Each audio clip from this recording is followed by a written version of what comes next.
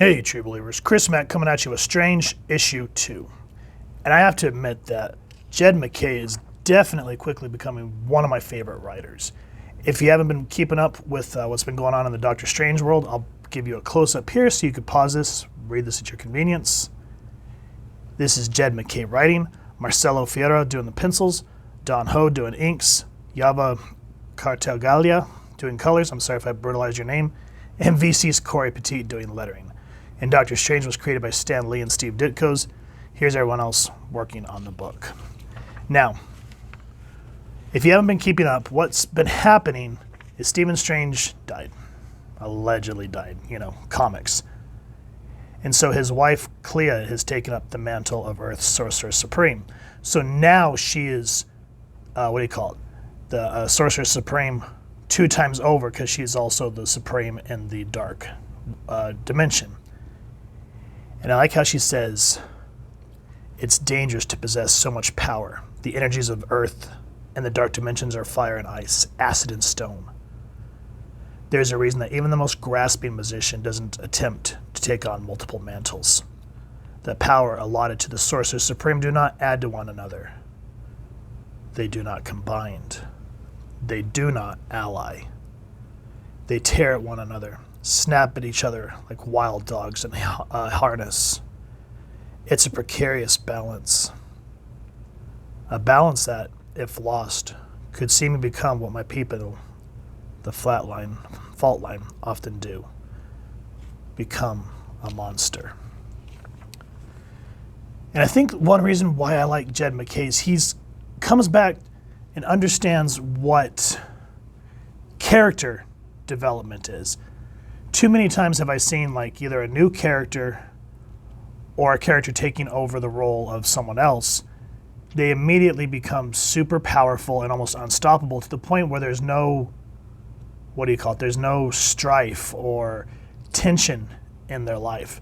So without any of that to show flaws, there's no story. It's just flashy action. And if you don't care about the character, then why do you care about the story? Here, Clea is a widow in mourning. She doesn't want all this power. So here, the first issue, she's trying to go to resurrect Stephen Strange. She's like, I have this power, why can't I do it?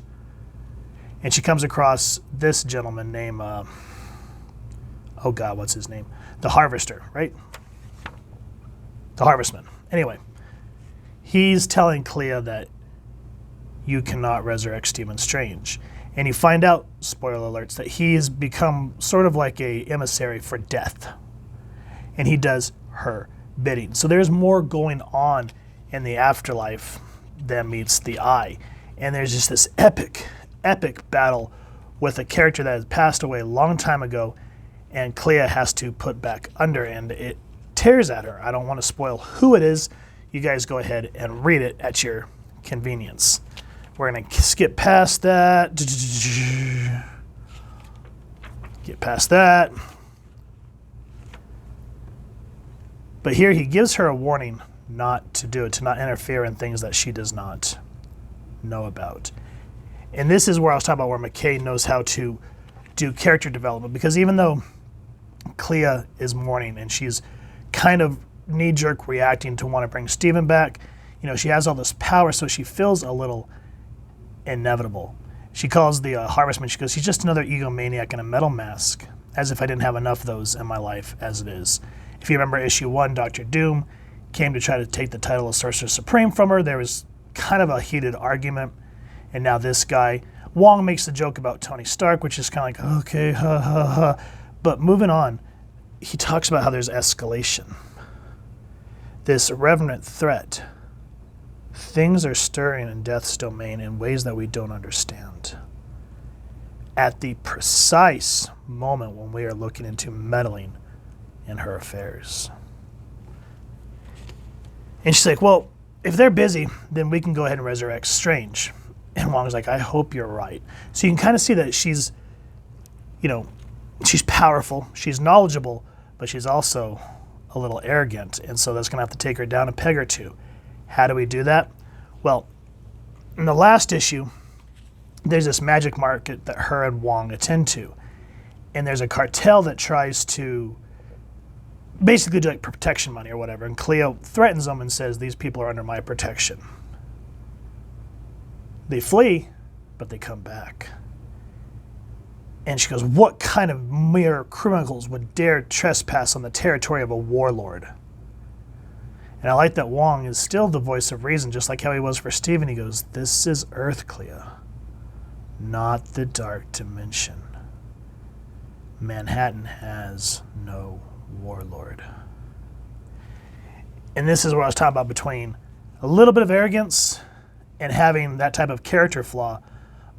Clea, again, instead of taking a minute to and work something out with Wong, I'm warlord born, and I'm going to war.